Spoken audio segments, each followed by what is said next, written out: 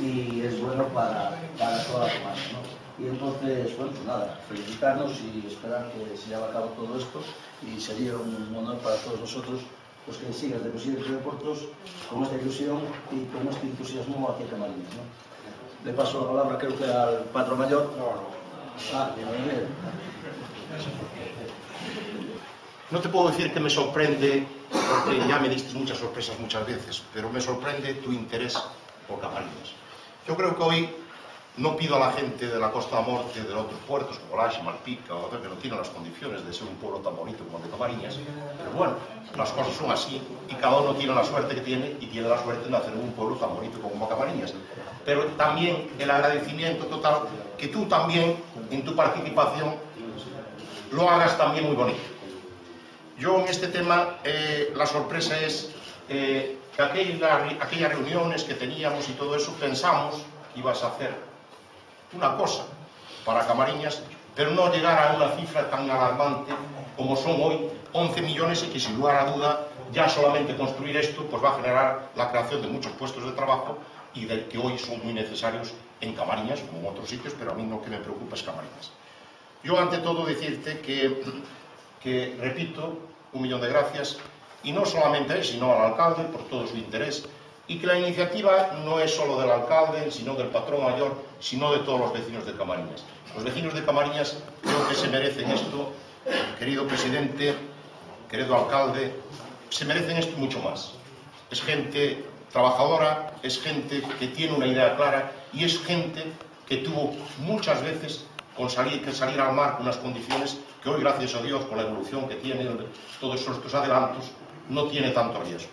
Eu dicirvos a todos, aquí a vicepresidenta foi un exemplo, Lola, co tema do marisqueo, sacou adiante, traballaron todos que le dedican ao marisqueo, crearon esa tira de postos de traballo, pero xa aquí hai tamén moitos empresarios que debemos de coller un gran exemplo deles, porque loitaron para Camariñas e queren seguir loitando para Camariñas. Eu creo que o que está facendo hoxe Portos de Galicia, o seu representante, o señor presidente, motívamonos para que quedemos en Camariñas e sigamos loitando.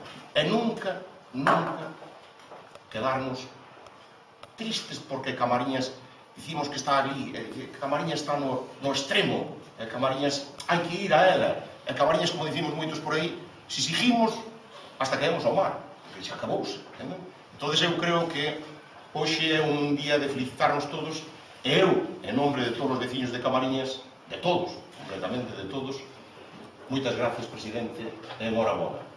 Como tú, personas como tú, altecen unha profesión que a veces a política en estes momentos non ten tan boa cousa, pero que como xente como tú é de verdad agradecerche.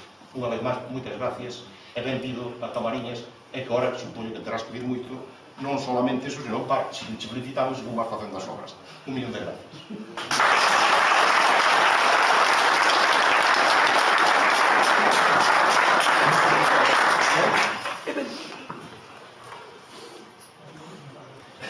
Falta, porque Camariñas é un puerto refugio que abriga moitos barcos todos da Costa da Morte e incluso dos outros lados. E ao facer este muelle, pois hai máis espacio para vir máis barcos e iso recae riqueza. E claro, Dios va, perdón, gracias a Dios que nos saliu un presidente que aposta por Camariñas. E este proxecto é moi grande. Parece ser que Messi para Barcelona é moi importante, pero o presidente para Camariñas 27 goles a ser.